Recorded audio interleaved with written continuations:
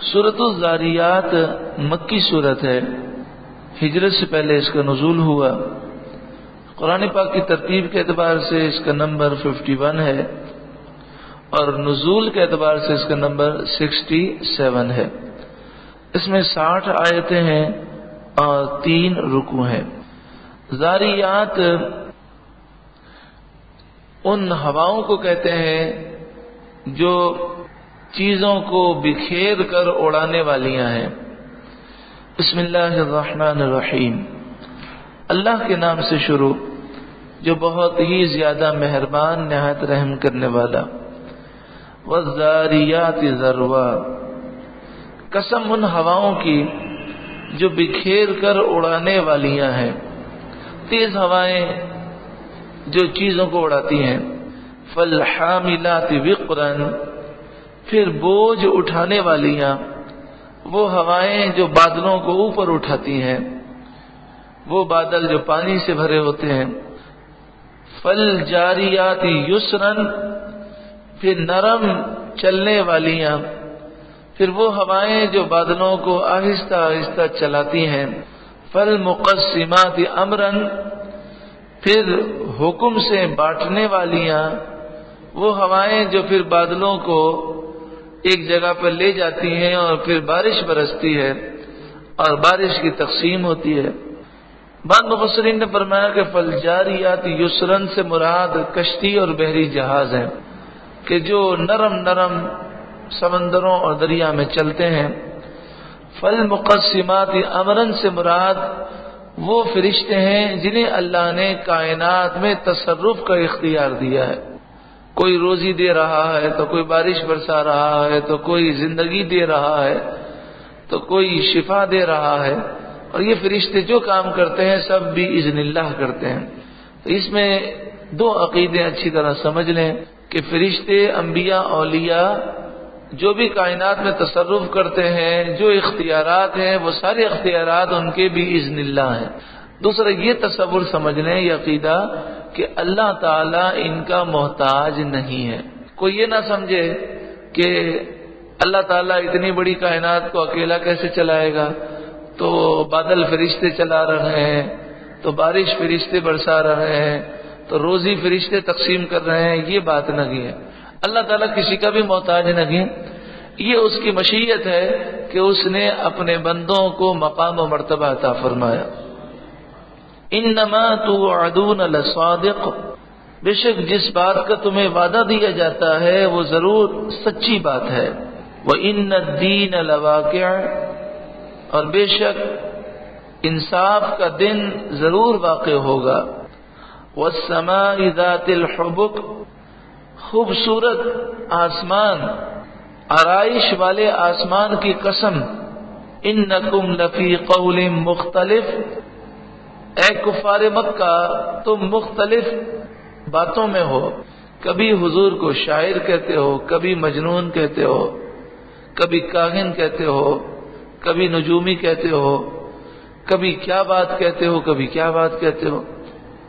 یؤفک عنہ من افک، اس قرآن سے وہی اوندھا کیا جاتا ہے جس کی قسمت ہی میں اوندھا کرنا لکھ دیا گیا، یعنی جو محروم ازلی ہیں وہی اس قرآن سے محروم رہتے ہیں، جن کے دل مردہ ہیں وہی اس قرآن سے فیض نہیں اٹھاتے۔ قتل الخراسون، دل سے تراشنے والے ہلاک ہوں کہ انہوں نے خیالات اور دل کے ذریعے یعنی من گھڑت باتیں اور تصورات کر کے انہوں نے یہ الزامات لگائے کہ کبھی قرآن کو انہوں نے شعر و شاعری کہا، کبھی نجومیوں کی باتیں کہا، تو کبھی جادو کہا۔ الذین هم فی غمرۃ ساہون، جو نشے میں بھولے ہوئے ہیں، دنیا کے نشے میں مبتلا ہیں، آخرت کو بھول چکے ہیں۔ یسألون ایان یوم الدین، مذاق اڑانے کے لیے پوچھتے ہیں انصاف کا دن کب ہوگا۔ یوم هم علی النار یفتنون، انصاف کا دن اس دن ہوگا جس دن وہ آگ پر تپائے جائیں گے گرم کیے جائیں گے. ذوقوا فتنتکم، کہا جائے گا چکھو اپنا تپنا. ھذا الذی کنتم بہ تستعجلون، یہ ہے وہ جس کی تمہیں جلدی تھی، تم عذاب کی جلدی مچاتے تھے. ان المتقین فی جنات وعیون، پھر متقیوں کا ذکر ہے. اللہ ہمیں متقی بنائے. بے شک متقی باغوں اور چشموں میں ہیں. آخذین ما آتاہم ربہم، اپنے رب کی عطائیں لیتے ہوئے. انہم کانوا قبل ذالک محسنین، بے شک وہ اس سے پہلے دنیا میں نیکوکار تھے. کانوا قلیلا من اللیل ما یہجعون، وہ رات میں بہت کم سویا کرتے تھے. رات کو کم سوتے تھے تو اللہ کی عبادت کرتے تھے. یہ نہیں جیسے آج کل ہمارے معاشرے میں کہ رات کو 2-3 بجے سوتے ہیں، لیکن شادیوں میں، ٹی وی کی اسکرین پر، بیہودہ محفلوں میں یا گپ شپ میں اپنی رات برباد کرتے ہیں.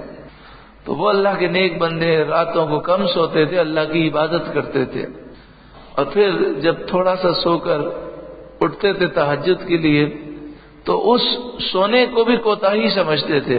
وبالاسحار هم یستغفرون، اور سحری کے وقت وہ اللہ سے معافی مانگتے تھے کہ اللہ یہ تھوڑا سا حصہ جو غفلت میں گزر گیا یہ بھی ہمیں معاف فرما. وفی اموالہم حق للسائل والمحروم، اور ان کے مالوں میں حق تھا منگتے کا اور بے نصیب کا. سائل تو اسے کہتے ہیں کہ جو ضرورت مند ہو اور اپنی ضرورت کا سوال کر لے، اور محروم اسے کہتے ہیں جو ضرورت مند ہو لیکن وہ شرم کے مارے سوال نہ کرے. تو یہ اللہ کے نیک بندے جو ضرورت مند سائل ہیں انہیں بھی دیتے ہیں، اور جو سفید پوش ہیں انہیں بھی تلاش کر کے ان کی مدد کرتے. تو یہ وہ لوگ ہیں جن کے لیے جنت کی بہاریں ہیں. وفی الارض آیات للموقنین، اور زمین میں یقین کرنے والوں کے لیے نشانیاں ہیں. وفی انفسکم، اور خود تم میں نشانیاں ہیں. افلا تبصرون، تو کیا تم دیکھتے نہیں، تمہیں سوجھتا نہیں. انسان کی ریڑھ کی جو ہڈی ہے اس سے حرام مغز گزرتا ہے، اور یہ ریڑھ کی ہڈی دماغ سے اس کا تعلق ہے. اسی طرح گردن کے جو مہرے ہیں اس میں سے بھی حرام مغز گزرتا ہے. وہ حرام مغز اتنا نرم ہے کہ اگر آپ اس پر غور کرنا چاہیں تو یوں دیکھ لیں جیسے گائے ہوتی ہے، تو گائے یا بیل کی جو ریڑھ کی ہڈی ہوتی ہے اس کو اگر کاٹا جائے تو اس میں کتنا نرم گودا نکلتا ہے. یہ بظاہر کتنا نرم ہے، لیکن پورے جسم کا دار و مدار اس کے اوپر ہے. اگر یہ کہیں سے کریک ہو جائے تو انسان کا جسم چلنے پھرنے سے معذور ہو جائے. ایک بچہ وہ سوئمنگ پول میں جب اس نے چھلانگ لگائی تو ہوا یہ کہ وہ پانی کی مقدار کو سمجھ نہیں سکا اور سر جو ہے جا کر زمین پر ٹکرایا. اس کا اثر یہ ہوا کہ جو گردن کا مہرا ہے وہاں سے حرام مغز جو ہے ٹوٹ گیا. تو وہ بچہ زندہ ہے لیکن اس کی آنکھیں، اس کا کان، اس کا دماغ بالکل صحیح کام کرتا ہے، اور سر کے نیچے کا جتنا حصہ ہے وہ اس کے قابو میں نہیں، اسے پتہ ہی نہیں کہ میرا جسم ہے کہ نہیں. تو اللہ تبارک و تعالی نے ہمیں کتنا پیارا جسم عطا فرمایا، لیکن ہم جس جسم پر سارے کام کرتے ہیں اس کی بنیاد کتنے نازک جو ہے وہ دھاگے پر ہے. حرام مغز دھاگے کی طرح ہے. ذرا سی چوٹ لگ جائے اور یہ خراب ہو جائے تو انسان کے ہاتھ پاؤں چلنے سے وہ معذور ہو جائے. پھر انسان کس بات پر غرور کرتا ہے، کس بات پر وہ گناہ کرتا ہے. اللہ تعالی ہمیں اپنے غضب سے محفوظ فرمائے اور ہمیں ہر وقت سچی پکی توبہ کی توفیق عطا فرمائے. وفی انفسکم، اور خود تم میں نشانیاں ہیں. افلا تبصرون، تو کیا تمہیں سوجھتا نہیں. وفی السماء رزقکم، اور آسمان میں تمہارا رزق ہے. وما توعدون، اور جو تمہیں وعدہ دیا جاتا ہے وہ سب ہے.